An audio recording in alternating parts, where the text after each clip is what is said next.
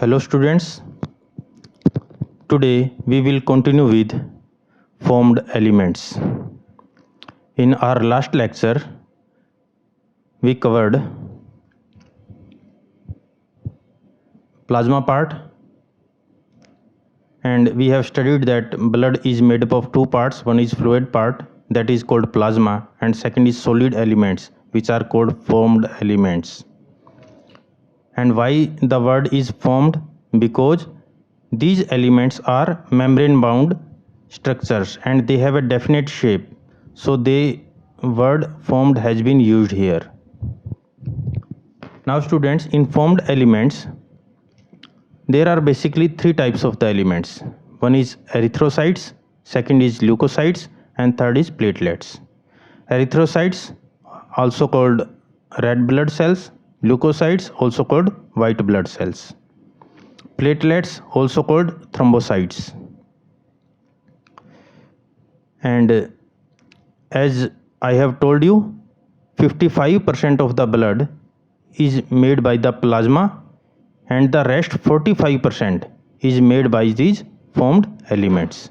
So you may be asked how much part of the blood is made by the formed elements. You have to answer 45%.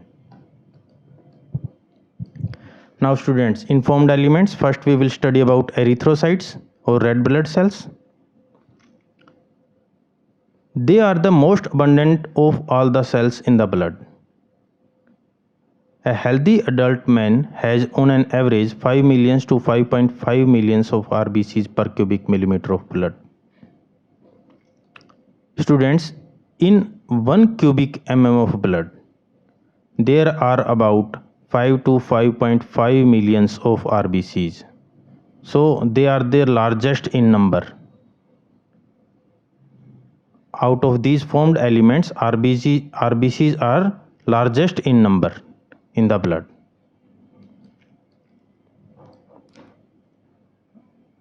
Here I want to tell WBCs are only 6 to 8,000, whereas platelets are 1.5 to 3 lakh per cubic mm of blood. So RBCs are most abundant. Second, RBCs are formed in the red bone marrow in the adults. And where are these RBCs formed? RBCs are formed in the bone marrow, red bone marrow of the bones. Here I have shown you this spongy part of the bone has bone marrow, red bone marrow, and in this red bone marrow different formed elements are formed. Now third, RBCs are devoid of nucleus in most of the mammals and are biconcave in shape. If we see under microscope, then these RBCs are seen biconcave, means they are concave on both the sides and they are devoid of nucleus. I haven't made a differentiated nucleus in this image, so they are biconcave and devoid of nucleus. They do not have any nucleus.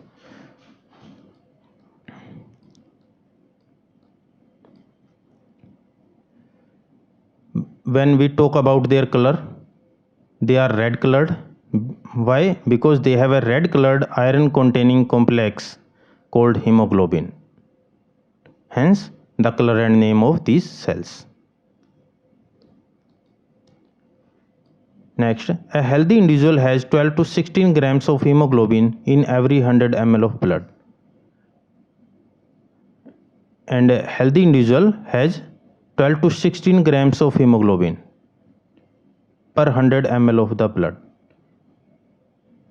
And what is the role of this hemoglobin? This has major role in the transport of respiratory gases. Hemoglobin carries oxygen in the form of oxyhemoglobin as well as carbon dioxide in the form of carbaminohemoglobin. So this is a major transport mechanism for the respiratory gases. Next, RBCs have an average lifespan of 120 days, after which they are destroyed in the spleen.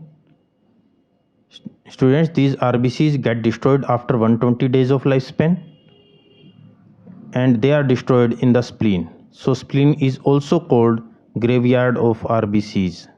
So you may be asked which organ is the graveyard of RBCs? You have to answer spleen.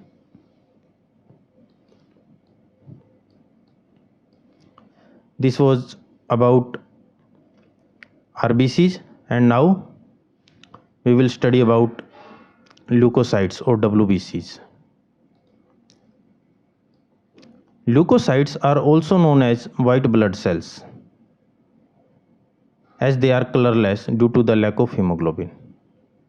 As I told you, the color of red blood cells is due to the presence of hemoglobin, and the white blood cells don't have the hemoglobin, so they are colorless. They are nucleated and are relatively lesser in number, which averages 6,000 to 8,000 per ml of blood. And students, as I told you, RBCs are devoid of nucleus. These leukocytes are nucleated. They have a definite nucleus. And I told you RBCs are abundant in nature. They are 5 to 5.5 million per ml of blood. Here WBCs are only 6 to 8,000.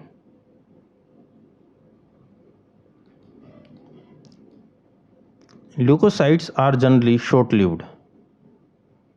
And students, as I told you, the lifespan of RBCs is 120 days, whereas the lifespan of WBCs is only 13 to 20 days. We have two main categories of WBCs, granulocytes and agranulocytes. If we classify these white blood cells, they are of two types. One is granulocytes and other is agranulocytes. As the name suggests, granulocytes are the cells site for cell. Granulocytes are the cells which contain granules, whereas agranulocytes are the cells which do not have granules. And if you see under microscope, these three are granulocytes, these two are agranulocytes. The granulocytes show granules, and these granules are protein substances. So WBCs are of two types. One is granulocytes and second is agranulocytes. And if we further classify these granulocytes, these are further of three types. One is neutrophil, second is eosinophil, and third is basophil. And what is the role of different leukocytes? I will tell you later. And if you classify these agranulocytes, they are further of two types, monocytes and lymphocytes.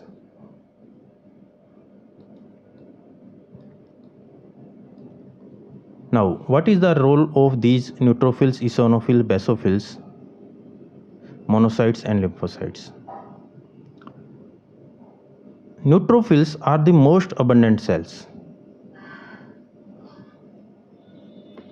Neutrophils 60 to 65% constitute करती हैं WBCs का, whereas basophils are the least among them, और जबकि basophils सिर्फ 0.5 to 1% constitute करती हैं. Neutrophils and monocytes form non-specific type of immune response. They are phagocytic cells which destroy the foreign organisms entering the body. Students, there are two types of defense mechanisms in our body. One is non-specific type of immune response and second is specific type of immune response. This non-specific type of immunity is provided by neutrophils and monocytes. And as the name suggests, this immunity is non-specific. They do not identify the bacteria or virus which is entering the body. They just directly attack whatever bacteria or virus enter the body. So this is non-specific. They are first line of defense.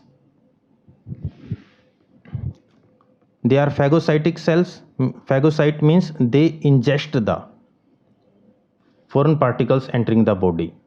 They eat up those foreign particles. And now what is the role of basophils? Basophils secrete histamine, serotonin, heparin, etc. and are involved in inflammatory reactions. And students, as the fight of these neutrophils and monocytes with the foreign particles leads to the inflammation, and inflammation, I will repeat, is the body response. Inflammation is the normal physiological body response to the foreign particles attacking the body. For example, virus, bacteria, whatever attacks the body, body responds that by a reaction which is called inflammatory reaction. And in this inflammatory reaction, these neutrophils and monocytes, they attack over the foreign particles. And now during this inflammatory reaction, a lot of chemical changes takes place, and for those chemical changes a lot of chemical mediators are required, and these basophils secrete those chemical mediators like histamine, serotonin, heparin. These are chemical mediators which are required in inflammatory reaction.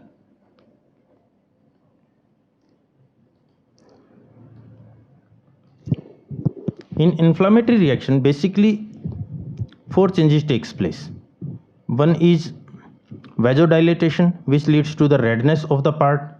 One is generation of heat, which leads to the warmth of the part which is inflamed. And third is swelling. And fourth is pain. These four are the basically sign and symptoms of the inflammatory reaction.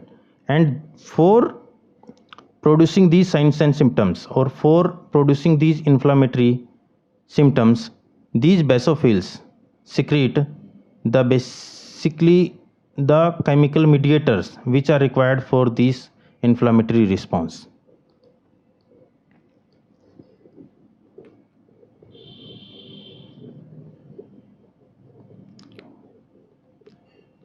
Eosinophil resist parasitic infections and are also associated with allergic reactions. Students, as like the neutrophils and monocytes, they form the non-specific first line of defense in our body. But whenever the foreign particles invading the body is of parasitic origin, whether that is of parasitic infection or that is of allergic type of foreign material, then in these two reactions, in these two inflammatory reactions, eosinophils takes parts. In addition to neutrophils and monocytes, eosinophils also attack those parasites and allergic materials. So eosinophils mainly take part in parasitic and allergic reactions. Now, the rest of the leukocytes are lymphocytes.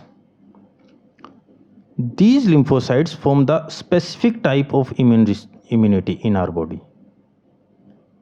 As the name suggests, this is specific. There are times when the non-specific type of immunity is not able to fight with the microbe entering the body. Then they present that microbe to the lymphocytes. These lymphocytes identify that microbe and form antibodies against that microbe. And these antibodies then attack the antigen, which is the microbe antigen, and kills that. So lymphocytes form specific immune response, means they are specific for different pathogens.